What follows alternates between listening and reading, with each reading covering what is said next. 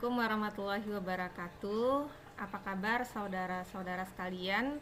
Kita bertemu kembali dalam topik pilar-pilar pendidikan.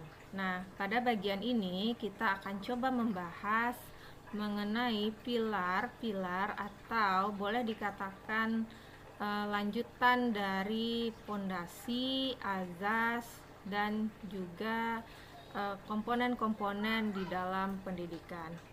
Nah, saudara, berbicara mengenai pilar-pilar pendidikan, ini tentu sangat esensial bahwa di dalam pendidikan itu memang mengacu kepada aspek bagaimana atau apa sasaran dan target dari pelaksanaan sebuah pendidikan. Nah, saudara, pilar itu diartikan sebagai landasan pokok atau tiang. Nah, dalam melakukan sesuatu sehingga dapat menjadikan itu batasan di dalam berbuat sesuatu. Nah, pendidikan sebagaimana kita telah bahas sebelumnya bahwa dia adalah usaha manusia dalam proses pembentukan kepribadian peserta didik. Dalam hal ini adalah usaha dari orang dewasa kepada subjek didik, dalam hal ini disebut dengan orang yang belum dewasa.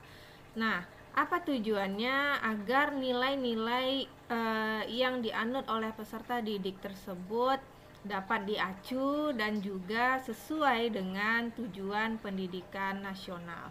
Nah, saudara, tiang pendidikan ya atau penunjang atau kita istilahkan dengan pilar ini merupakan suatu arah atau kemana langkah dari proses pelaksanaan pendidikan tersebut akan dilakukan.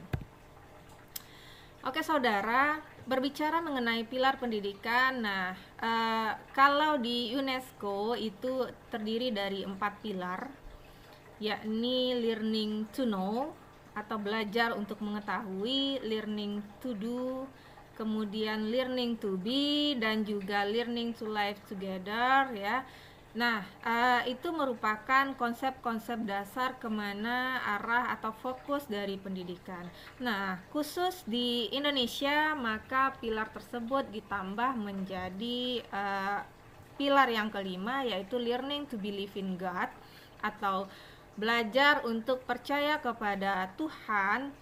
Karena apa? Karena memang didasari dari filosofi pendidikan di Indonesia, yakni berazaskan kepada aspek ketuhanan, yakni pada sila yang pertama. Pada sila-sila lain itu sudah diakomodir dari 4 pilar yang sudah ada sebelumnya. Oke saudara, kita coba lihat pada poin pilar yang pertama, yaitu learning to know atau belajar mengetahui. Jadi belajar mengetahui itu pada prinsipnya adalah belajar untuk memperoleh informasi ya, yang fokusnya tidak hanya kepada hasil tetapi juga berorientasi kepada proses.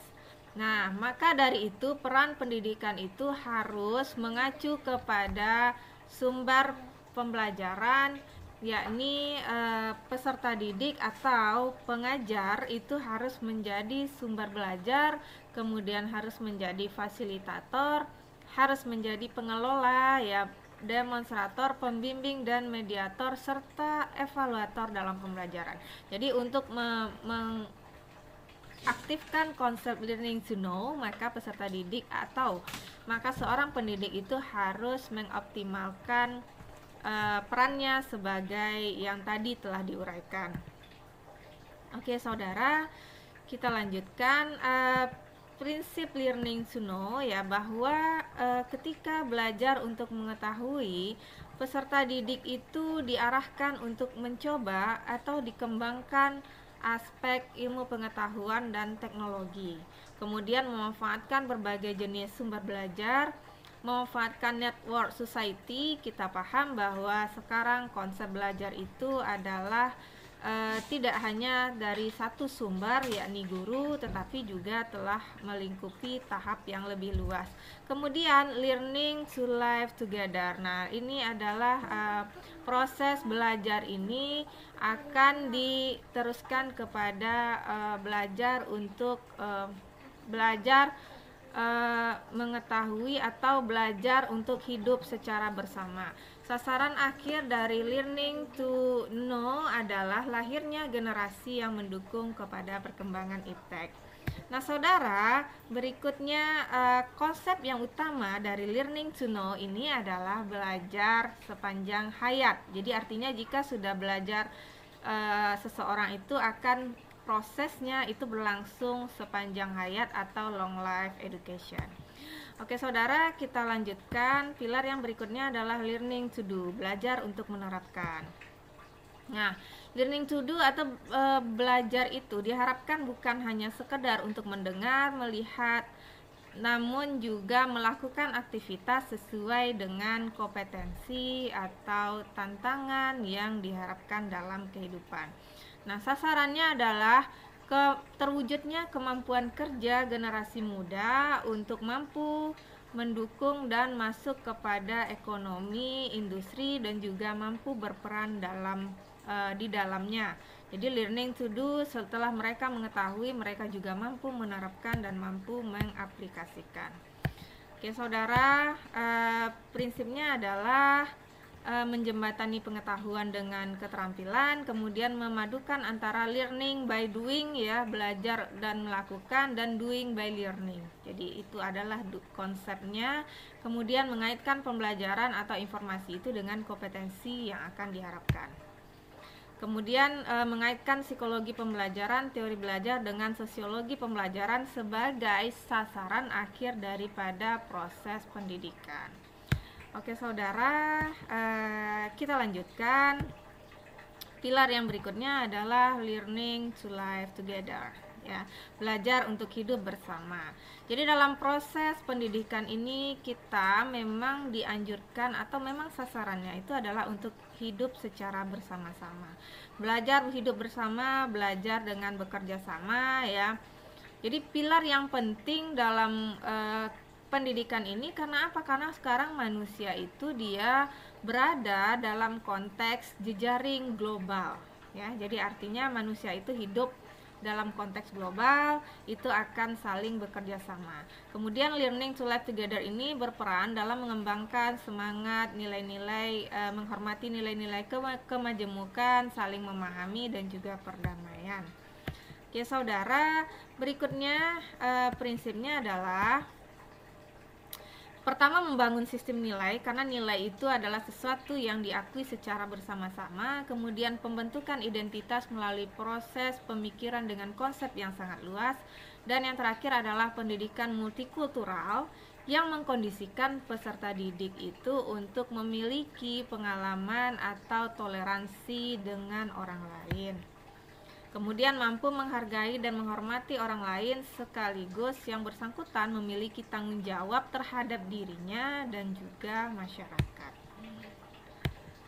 Oke saudara, yang poin akhir dari semua learning to know, learning to do, learning to live together, kemudian itu akhirnya akan menjadi learning to be, ya, belajar untuk menjadi, yaitu belajar sebagai proses pembentukan manusia untuk menjadi jati dirinya sendiri.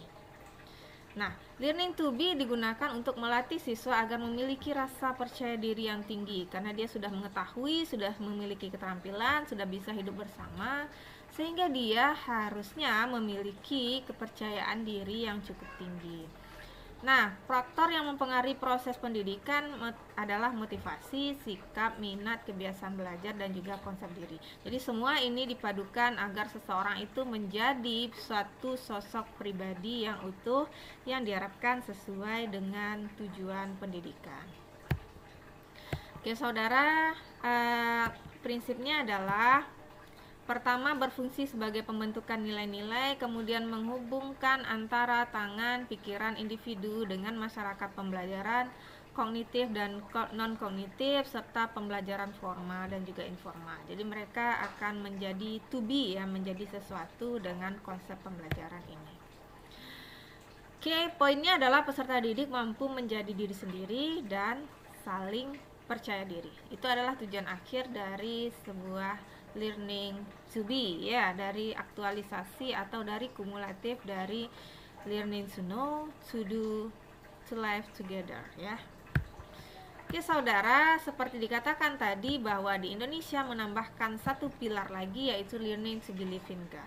Bahwa proses pendidikan itu adalah poin akhirnya atau muara akhirnya itu adalah bermuara kepada Tuhan. Jadi manusia memiliki pandangan yang universal yang berhubungan dengan lingkungannya, berhubungan dengan penciptanya. Nah ini tentu saja bukan tanpa alasan. Salah satu poin yang dikutip adalah surat Az-Zariyat ayat 56, yang poinnya adalah bahwa tidak kami ciptakan jin dan manusia kecuali untuk beribadah kepadaku, artinya beribadah kepada Tuhan. Jadi sasaran akhir dari kehidupan kita ini, kita belajar, kita bermasyarakat, kita hidup, itu adalah learning to believe in God. Jadi implementasinya adalah pembelajaran efektif yang bermuara kepada 5 pilar tersebut. Kemudian perlu adanya kemampuan profesional dari guru untuk mewujudkan pilar-pilar pendidikan tersebut. Terima kasih saudara. Assalamualaikum warahmatullahi wabarakatuh.